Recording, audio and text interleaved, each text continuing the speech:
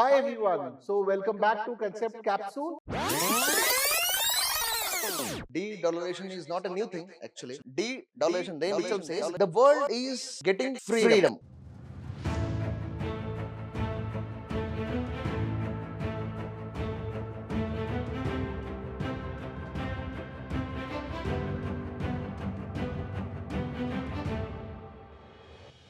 Currency swap agreement. How is this different from a de-dollarization? So fair, what is fair?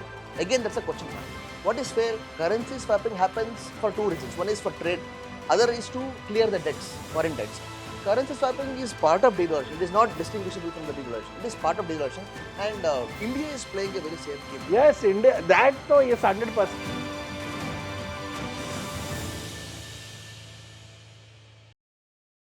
Hi everyone. So welcome back to Concept Capsule. In the last episode, we had a discussion of de-dollarization, and again I have Ganesh sir with me. And there's certain question which I still want to ask on de-dollarization.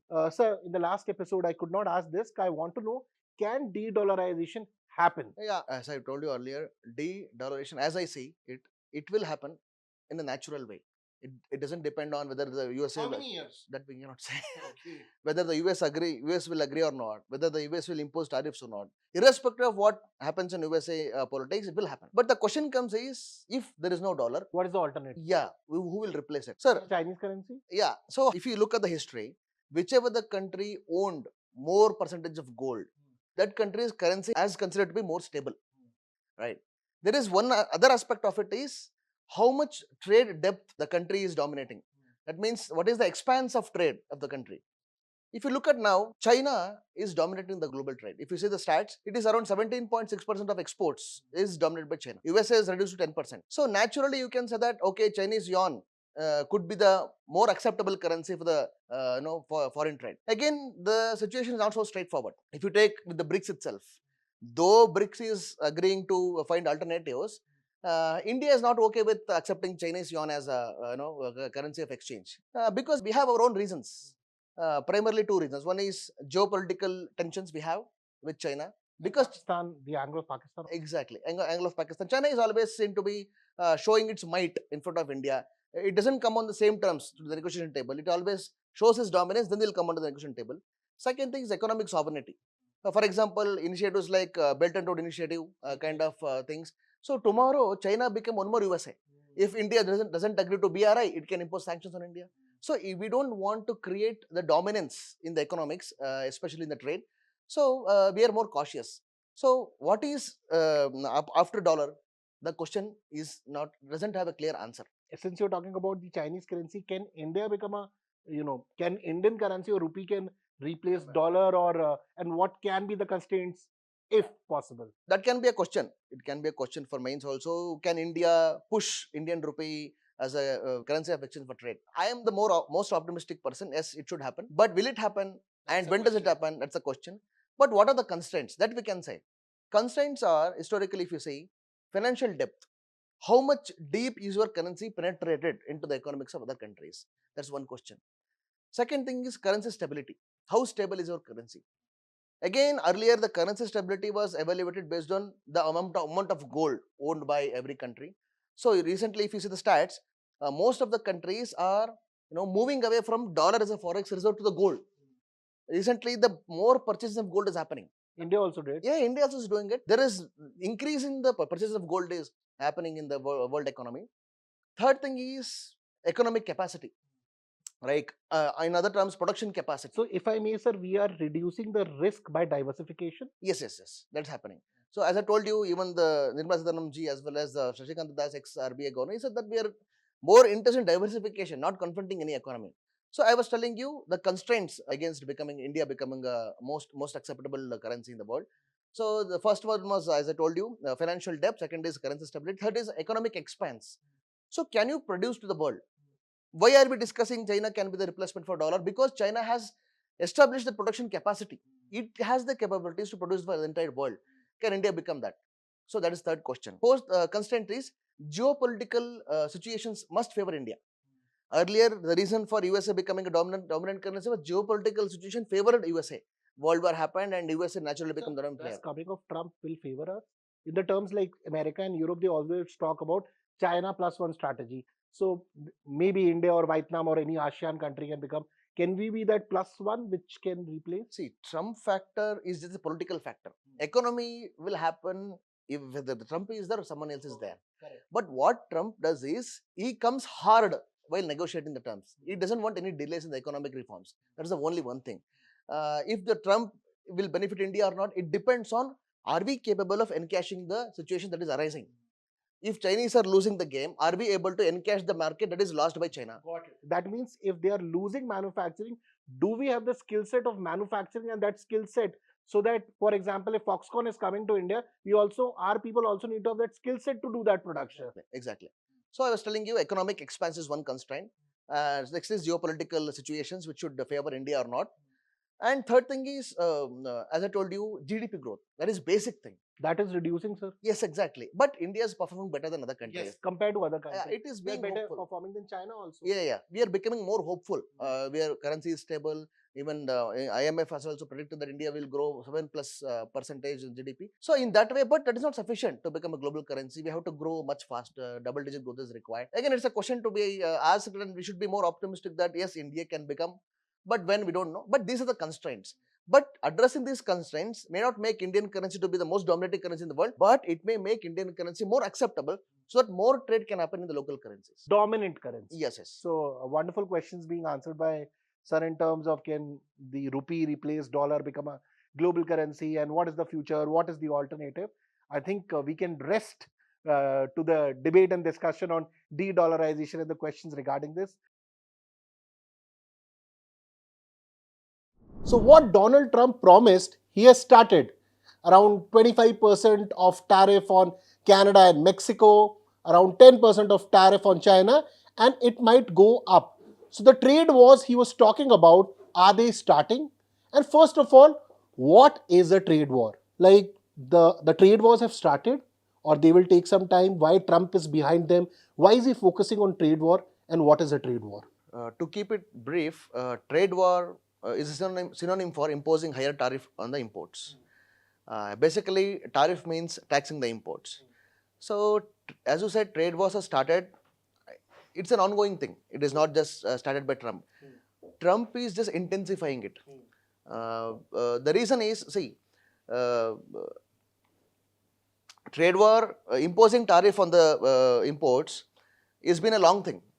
Because earlier the economies were closed economies, conservative economies. Even in India, before 1991, we were a closed economy. Earlier, we used to protect our companies from more market, our market from cheaper imports, and that was the reason. But when the globalization happened, we wanted more trade for more prosperity, so we started to open up. Again, the trade war scenarios come up. The reason behind trade war is, as we can decode, Trump is just not looking at it as an economic tool, but also as a political tool. Good point, sir. Yeah, as per him, trade wars are easier to win, right? A few reasons we can say. Economic reasons. First, we talk about economic reasons. Domestically, America is doing really worse in terms of employment. If you see the stats in earlier tenure of Donald Trump, the unemployment reached its peak. It was around 14%. Now it is coming down. America is really struggling to recover from the COVID pandemic scenario. That is one reason. Second reason is GDP is becoming very sluggish, going at 2.5%. And moreover, the production environment in the US is deteriorating. The cost is high. That is why companies are moving out of USA. So to tackle all these things and also to win the election, to enrage the population with the idea of nationalism and making America great again, so he has come up with America First policy. So that is domestic reason. The America First policy, the reason behind America First policy is to reduce the trade deficit and to increase the employment. That is one reason. And internationally, if you see, that is global, that is local economic reason I quoted, and foreign economic reasons. First thing is dumping, which was China's tactic. Dumping means selling the products to the foreign country for a far more cheaper price than it was sold in the own country. So their domestic market suffers. And manipulating the currency. And some countries are imposing higher tariffs. What Trump is saying is, whatever the tariff is imposed by other countries, we will impose the same amount of tariff. So he wants to negotiate the economic policies on a bilateral basis rather than multilateral basis. So that is one more reason. Those are economic reasons, and there are political reasons. Political reasons behind primarily illegal immigrants. Basically, yeah, Mexico, right? Mexico and as well as Canada. So he wants to use economic tool as a political tool. And recently, if you see, he is now portraying himself as someone who can stop the ongoing war scenario between Russia and Ukraine. He has yesterday told that if Russia doesn't stop this war situation, we have no option left rather than imposing highest tariff on the Russia. So he is utilizing the economic tool as a political tool. So to summarize, this tariff thing is not only economic tool for Donald Trump, it is also a geopolitical tool to negotiate with the countries on a bilateral basis rather than multilateral basis. Yes, that's his focus. Yeah. That was in the last tenure also. Exactly. That he focuses more on bilateral than the multilateral scheme of methods. Exactly. Sir, since before I move, I want to understand, do you think, first of all, what would be the impact of this? And just adding on to this question, that what would be the impact of these trade wars on the world? Will Trump win this trade war or not? Sir, winning and losing depends on whether those countries are able to negotiate on a fair. See, the element of fairness cannot be done away with. Every country has its own bargaining power. So, if you talk about impact, if we have seen in the last tenure of Trump, as soon as he imposed tariff on other countries, those countries retaliated. They reciprocated with the same scenario. For example, if you take India, Trump imposed extra tariff on aluminum and steel, Indian exports. So it was worth of around $250 million, if I'm right. India looked for same opportunity in the exports coming from USA. They also imposed the equal amount of tariff on the agricultural exports of USA. It is on walnuts, chickpea, and some other stuff. So it is indirectly going to affect US economy. Every country wants to reciprocate with the same amount of tariff. So, sorry to cut you, just to add to you, for example, they don't want to give the top artificial intelligence technology to China. Yeah. So they are stopping it. Yeah. Similarly, China is stopping the raw material from germanium to other things which are needed for semiconductors or which are used in AI. Exactly. So both are at losses. Exactly. So it is winning and losing depends on how fairly you can negotiate it. There is one famous economist who said that this tariff war is going to lead to a trade war. Again, whole globally, every country is going to be at the losing end. So it depends on how fairly it can come up with negotiation. And moreover, these import tariffs are looked as short-term measures. Short-term measures for short-term negotiations. On a longer term, every country has to come on the table, has to negotiate in a fair manner. Because if you look at the history of USA, history itself tells you that the great economic depression happened in the 1920s, 1928 to be precise. The reason behind was, one of the reasons behind was USA being a closed economy. It was imposing highest tariffs on the other imports, and those countries reciprocated the same. So it reduced the economic opportunity for US industries. That was one of the reasons USA had to go through the suffering phase of economy. So USA knows this. Trump also knows this. I don't think this trade wars is going to happen in the war mode. Of course, it's a short-term tool to negotiate on the bilateral basis, but in longer term, everyone has to come on the table. They have to fairly negotiate with respect to their advantages. So even India is doing the same thing.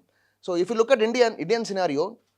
So I'll come to India, but before I proceed, because what you are saying, that Trump is using this as a rhetoric also, because if he was actually so much against China, he would have not invited Xi Jinping for the ceremony also. So he's talking about it, and he said that I will put so much of tariff, around 66%. But the official statement is saying 25% on Mexico and Canada, and China 10%. Because he also knows that it is important to negotiate with China. But with Mexico and Canada, he is putting his own terms. Sir, it's a great point. See, you cannot make anybody as enemy, especially China. 30% of American imports are from China. China, as we all know, China is not only known for low quality products. Of course, China is exporting consumer goods, textile, apparels.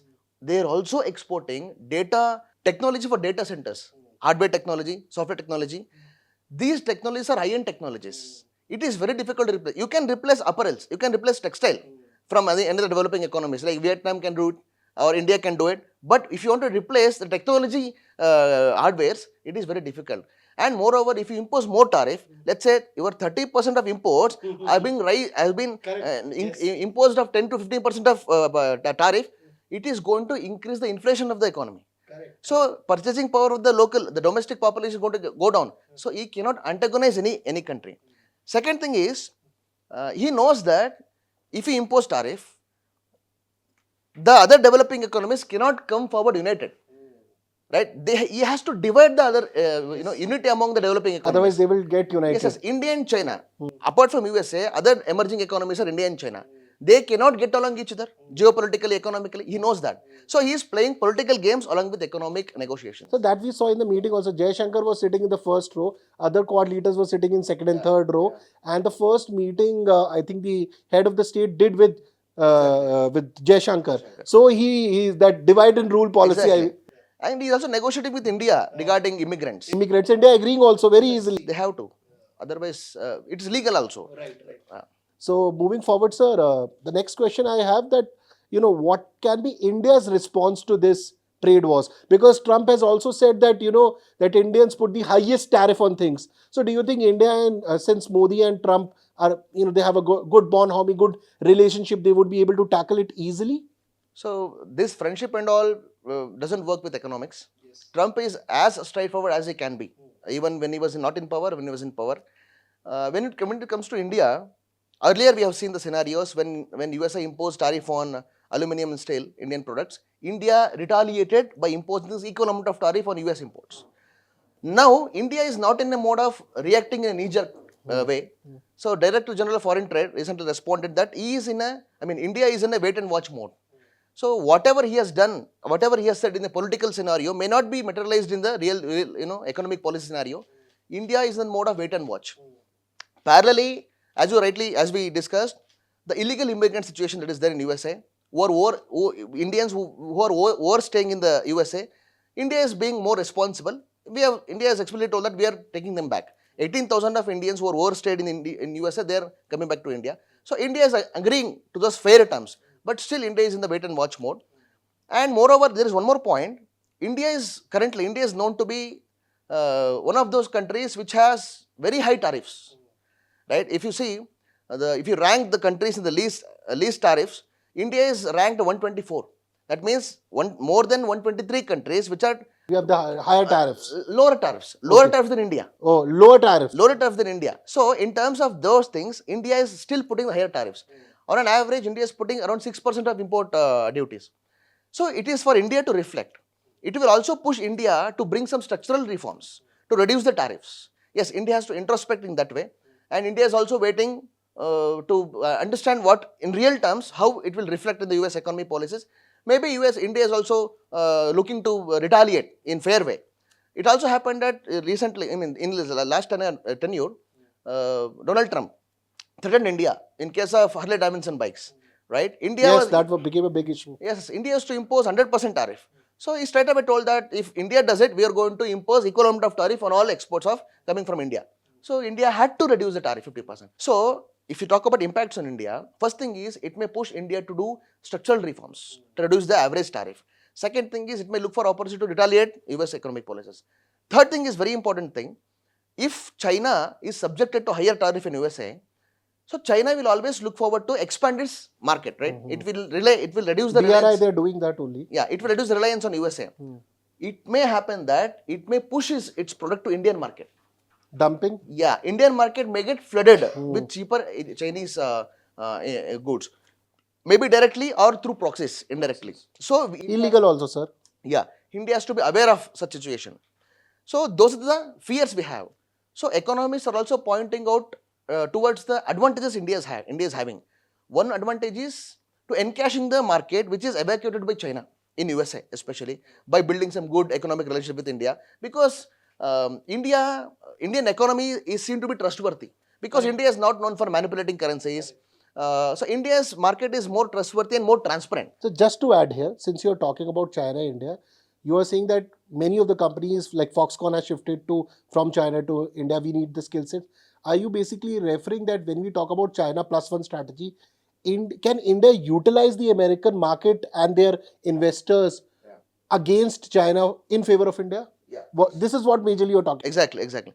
So China, I'll talk about China plus one strategy. China plus one strategy is basically expanding our manufacturing basis as well as our export basis apart from China to other countries. Reliance on China is very detrimental, right? So India is looking in two ways. India is looking at the opportunity in two ways. One way is to encashing the market evacuated by China by improving our manufacturing capabilities, right? By negotiating fair deals with USA, right? And also making our economy more competitive enough to attract more investment, more production, and production not only to the Indian market as well as global market. Can India do it?